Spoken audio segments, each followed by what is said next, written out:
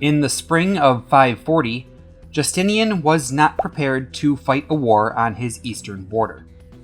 After signing the Treaty of Perpetual Peace with the Sasanian Empire in 532, he had turned his eyes to the west and pulled most of his men away from the east to fight his wars of conquest in Italy and Africa.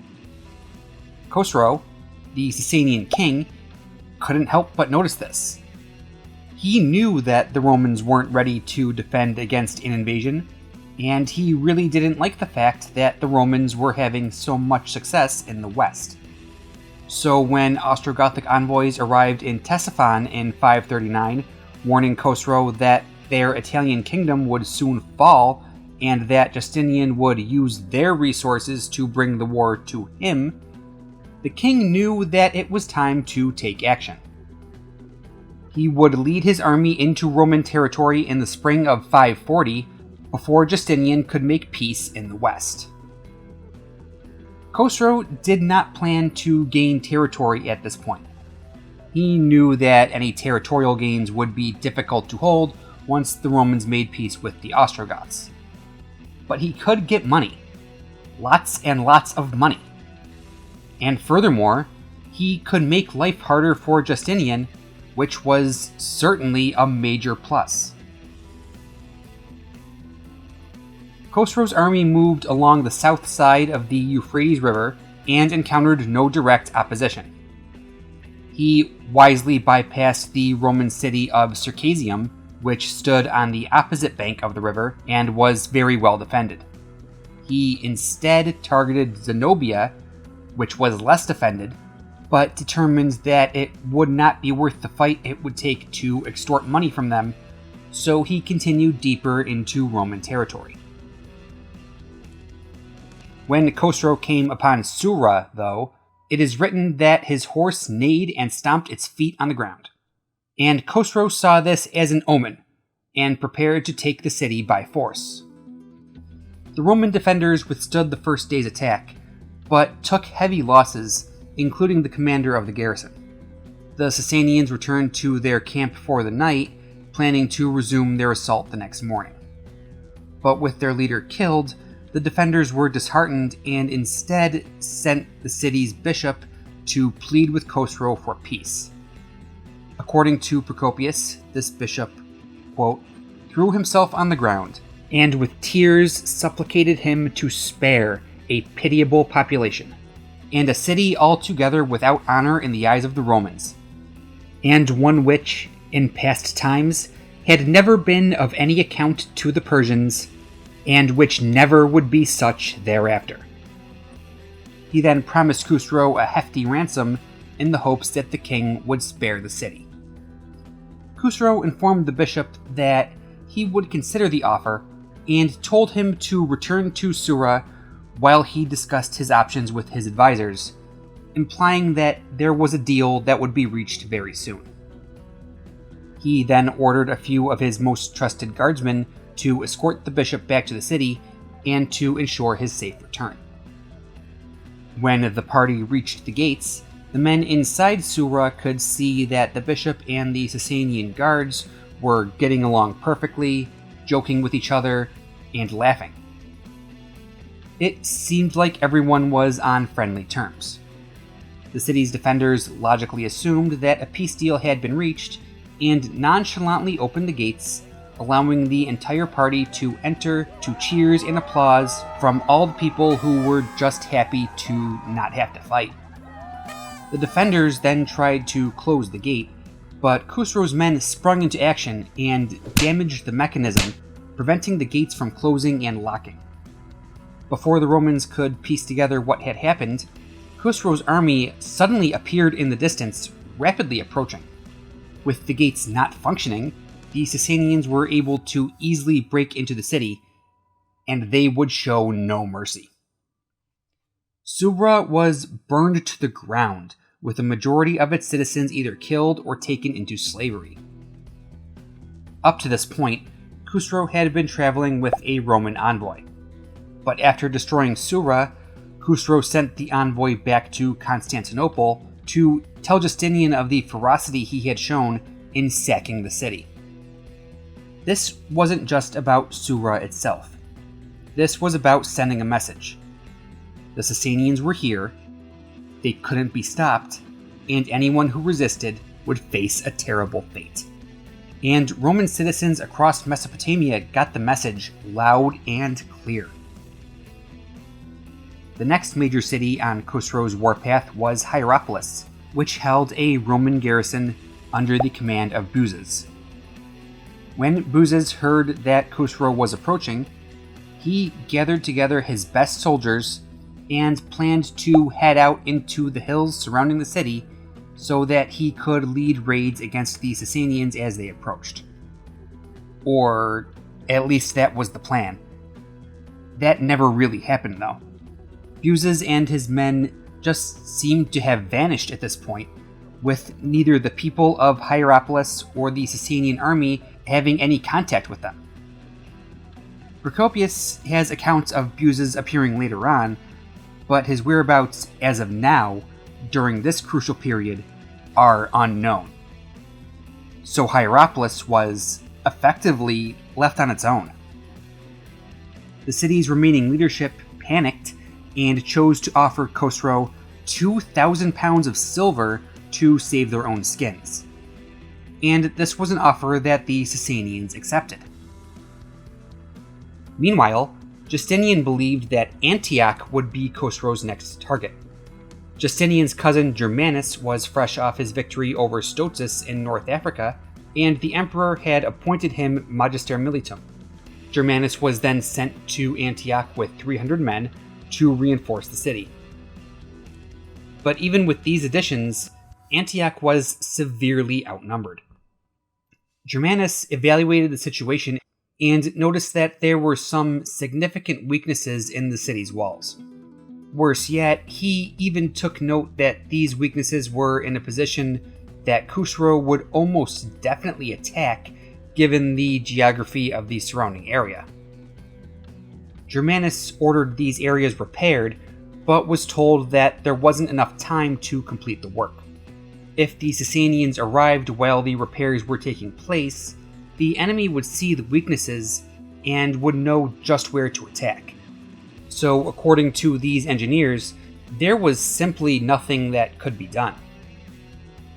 Germanus wasn't too happy about this, but he remained in the city, making plans and awaiting more reinforcements.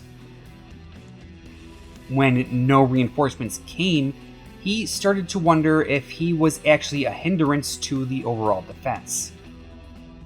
Antioch was going to be a target as it was, but its defenses were weak, and if Khosrow knew that the emperor's cousin was in the city, he might be more tempted to attack and destroy it, and less likely to take some sort of payment to leave it alone.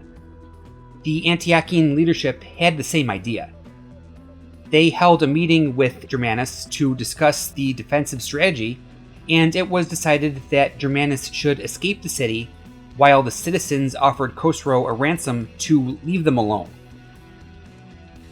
Germanus, unlike Byztory, didn't take the best soldiers with him and just vanish. Most of the garrison remained in Antioch, but he took his personal guardsmen and headed to Cilicia, where he could regroup. The Antiochians decided to offer Khosrow 10,000 pounds of gold, and they recruited Megas, the bishop of Beroa, to approach Khosrow under a banner of truce and offer these peace terms.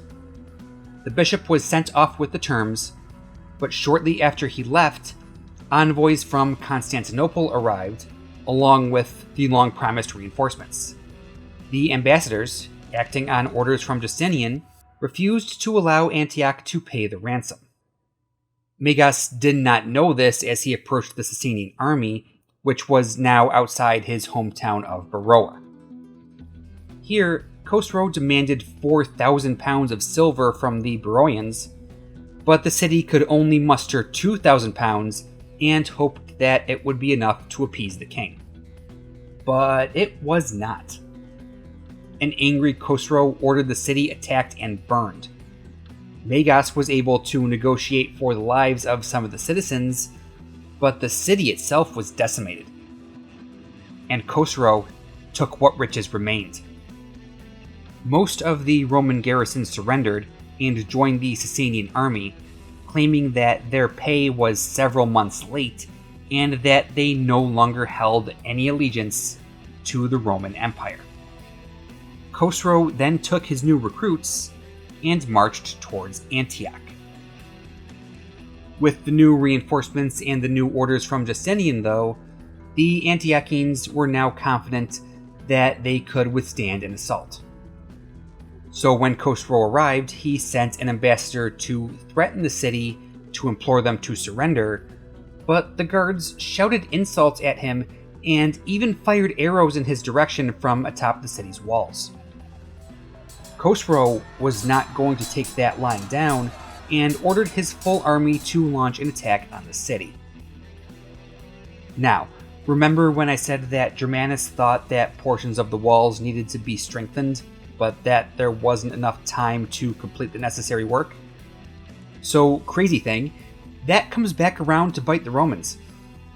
They obviously never fixed the walls, but they did have time to construct a platform that would allow more defenders to be stationed at the weak point, and hopefully overcome any assault in this area with sheer numbers. Unfortunately, during the Sasanian attack, this makeshift platform collapsed under the weight of the men and left the weak point largely undefended as the Sasanians easily broke through, dooming the city. The Roman garrison quickly retreated through the gates at the opposite end of the city, with many civilians following as quickly as they could, trying to escape. Khosrow's men pursued, but local street gangs, many armed with only rocks and not possessing any armor at all, held up the Sasanian advance, giving the army and the civilians enough time to escape. These gangs, mostly younger men and boys, never stood a chance against the Sasanian army, but they were able to slow them down enough, and this allowed innocent people to survive.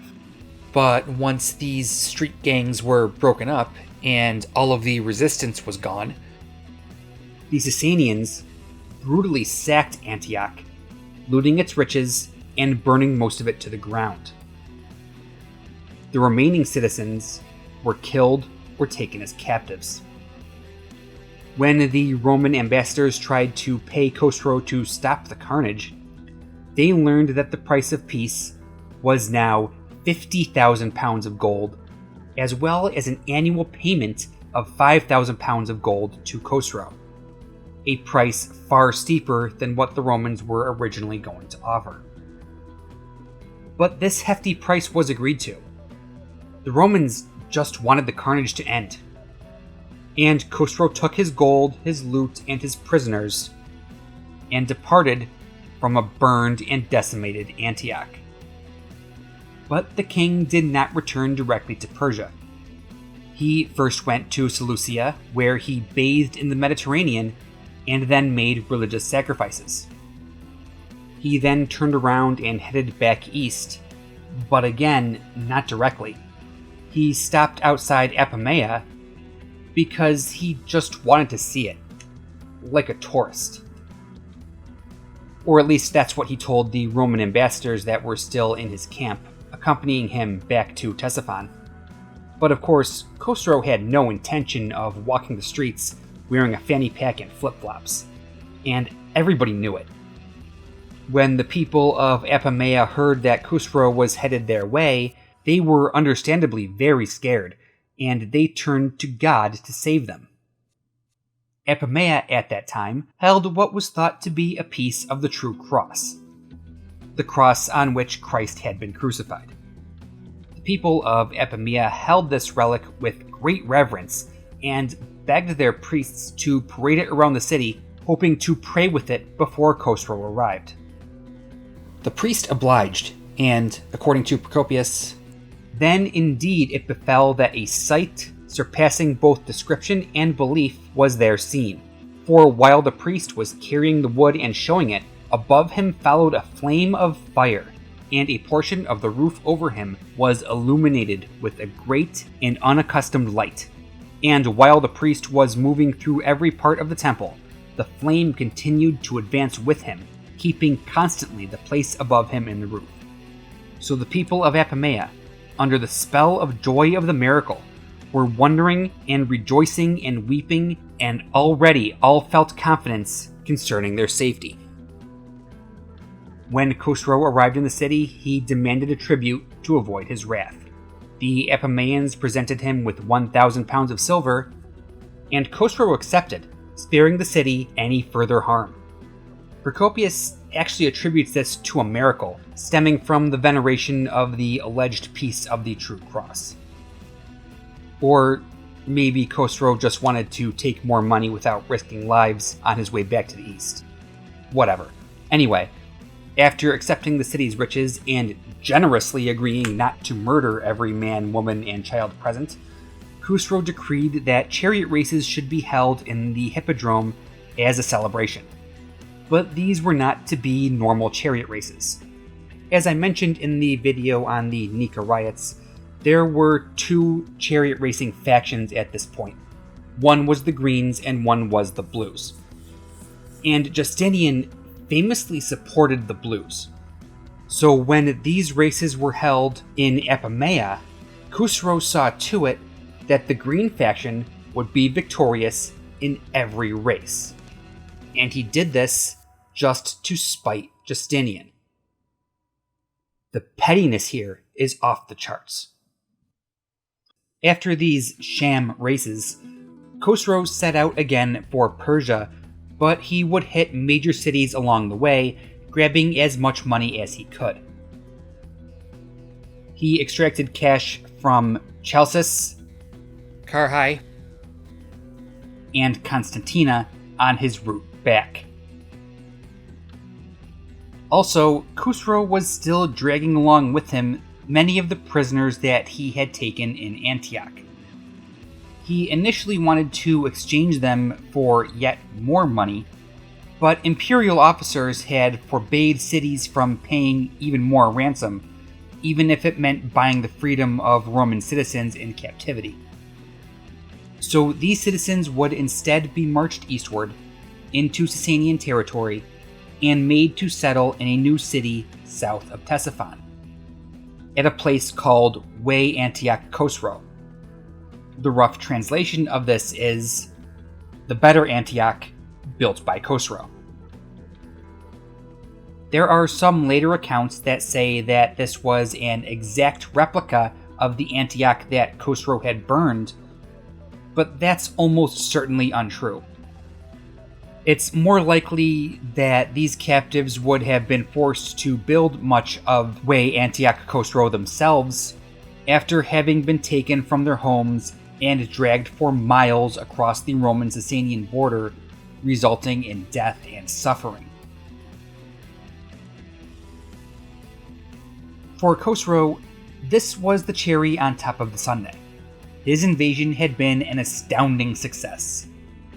He had suffered few losses, brought great destruction to his enemies, and had made off with thousands of pounds of gold and silver, all the while embarrassing Justinian at every opportunity, up to and including taking the inhabitants of a key city and forcing them to build a replacement for it within his territory. The war in the west had now cost the Romans dearly in the east. But the tide was about to turn. The Ostrogoths surrendered Ravenna in 540, ending Belisarius' campaign in Italy. Justinian's best general was now headed to the eastern frontier.